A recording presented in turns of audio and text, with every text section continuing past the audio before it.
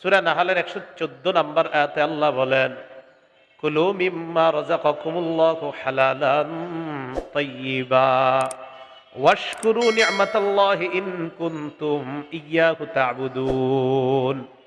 আমার সাথে বলেন, বলেন হালাল খাও, শুকরিয়া আদায় করো। এই আয়াতের অর্থ হালাল খাও আর আল্লাহ শুকরিয়া আদায় করো, হালাল খাও আর শুকরিয়া আদায় করো।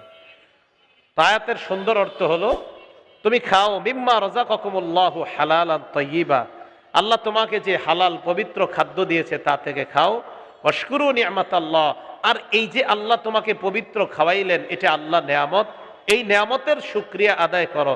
যদি আল্লাহরই কেবলমাত্র ইবাদত তোমরা করো, বলেন আমরা ইবাদত করি কেবলমাত্র কার? আল্লাহর।